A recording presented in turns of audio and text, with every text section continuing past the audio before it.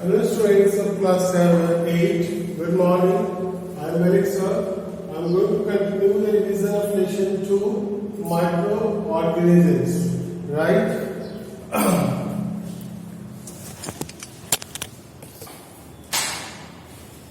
In last lecture, we had discussed about the different groups of microorganisms, right? In which I had discussed the first member of that group, that is the bacteria, right? Now today I am going to discuss another group, that is the viruses, right?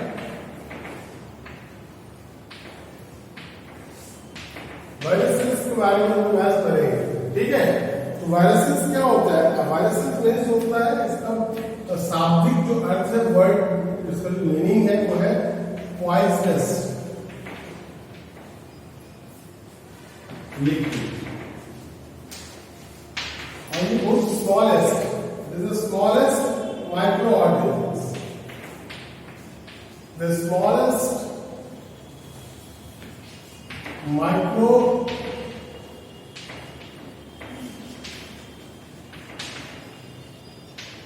ये जो micro organism है उसमें सबसे छोटा होता है. इसका आपको साइज जो है ranges from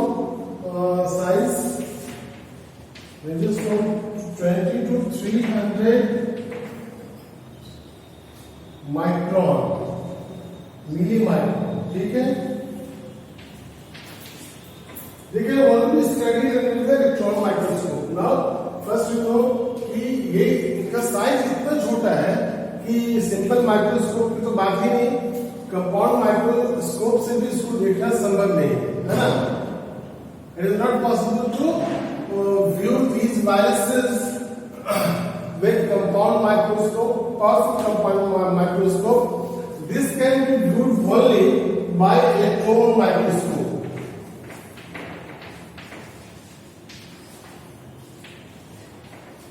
These can be viewed only electron microscope.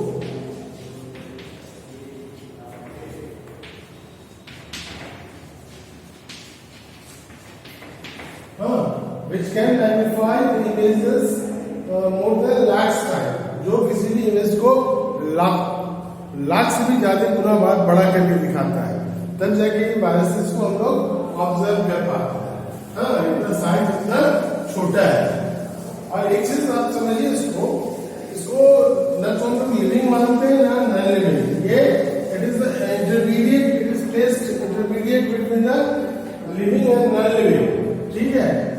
ये जब तक हर जगह अवेलेबल है, तो जब तक इसको होस्ट सेल नहीं मिलता तब तक ये इनएक्टिव रहता है. तो उस दौरान इसको नॉन लिविंग कह सकते हैं. जब इसको होस्ट सेल मिलता है, अगर सेल जहां पर वो एंट्री करता है, तो जब होस्ट सेल मिलता है तब ये वहां के मटेरियल को लेकर फिर अपने नंबर्स को मल्टीप्लाई करता है, मतलब वो लिविंग थिंग्स हो जाता है. इसलिए इसको नॉन लिविंग और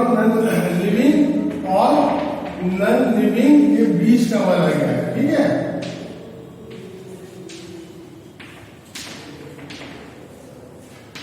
हाँ, दोनों के बीच का इसको माना गया. They only contain small nuclear material wrapped in a protein coat.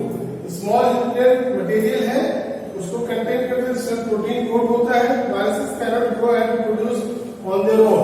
ये वायरसेस अपने आप रिप्रोड्यूस या ग्रो नहीं करते हैं, ठीक है?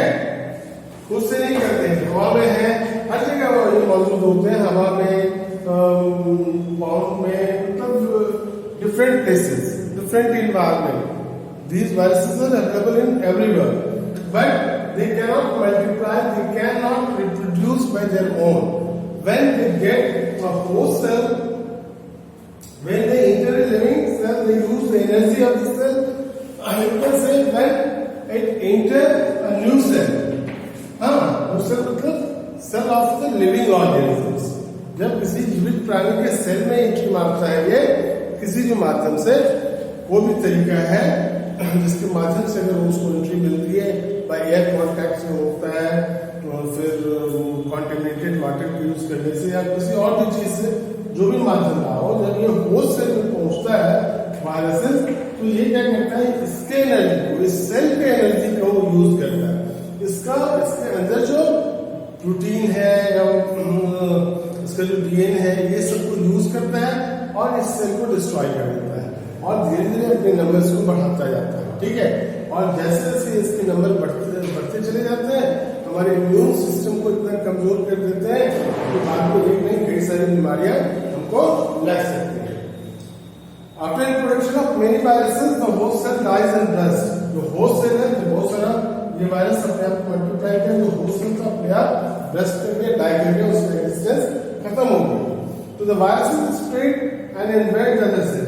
अब उनकी संख्या भी बढ़ गई, पहले अकेले थे, अब उनकी संख्या बढ़ गई, वो एक सेल में तो थे, अब वहां ब्रस्ट करके से वो कई और जो आसपास के सेल है उसमें वो एंट्री मारते हैं। ठीक है, और फिर वो अपने आप को मल्टीप्लाई करते हैं। तो इस तरह से उनका जो रिप्रोडक्शन रेट है वो बढ़ता चला जाता है और उनकी संख्या जैसे जैसे बढ़ती है, वो उनका जो इफेक्ट जो करते हैं उनका दायरा बढ़ता चला जाता है और इस तरह से उनको नुकसान पहुंचाता है।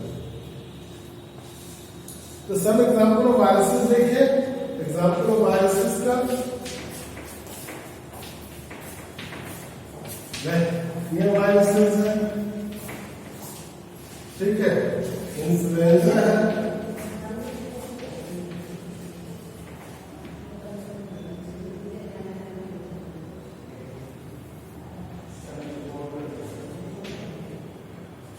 HIV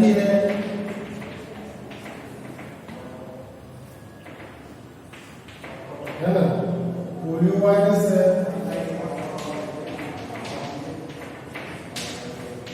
और अभी आपकी जानते हैं कोविड-19 का केस है ना, कोविड है ना, कोरोना वायरस है ना, अभी काफी शंका मचा रहा है। ठीक है, ये क्या करेगा, वो सेल में एंट्री मारकर वो सेल के सारे एनर्जी सारे कंटेंट को यूज करता है और उसको फिर बर्बाद कर देता है। फिर वो अपने नियर बाय संख्या बढ़ती है और नियर बाय सेल में एंट्री मारती जाती है। इस तरह से पूरे सिस्टम को, पूरा जो इम्यून सिस्टम है, पूरा जो हमारा सेल स्ट्रक्चर है, उसको इन्फेक्ट करते चला जाता है और पेशेंट जो होते हैं और उनका वो पार्ट जो है खत्म होता चला जाता है। इस तरह से हमारे लिए नुकसानदेह है ना। अब देखिए दूसरा टॉपिक है अलगा, है ना। अलगा इज ग्रुप ऑफ सिंपल, अलगा जो है सिंपल ग्रुप है, प्लांट्स है। Alga in Latin means sea weeds, इसको आप लैटिन नेम है, इसको सी वीड्स भी कहते हैं। ठीक है, ये आपको they vary in size, shape and habitat. इनका जो साइज है, शेप है या फिर हैबिटेट है, वो बदलता रहता है, वैरी करता रहता है। इसमें से कुछ यूनिसेलुलर होते हैं, है ना। ये आपको यूनिसेलुलर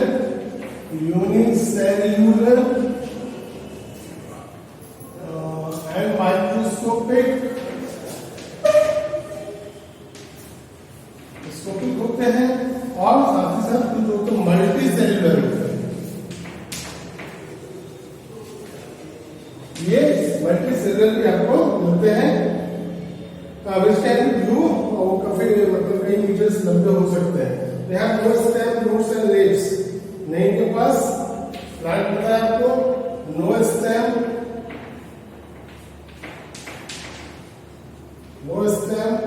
roots,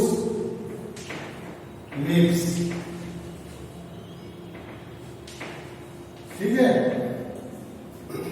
तो आप कहेंगे प्लांट फिर कैसे कहेंगे। ठीक है, ये सारा तो इनका सिस्टम है, प्लांट में होना चाहिए, स्टेम होना चाहिए, रूट सिस्टम होना चाहिए, लीव्स होना चाहिए, नहीं होता है, तो फिर इनको प्लांट के रूप में कैसे मानते हैं।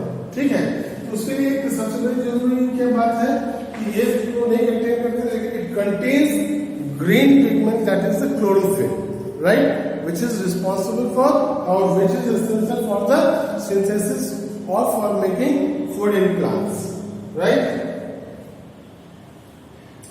तो दे हैव, तो इसका कुछ एग्जांपल है, क्लैडिमोनेस है, सीवीड है, स्पाइरोगायरा है, वॉलवॉक्स है। These are the examples of algae. ठीक है,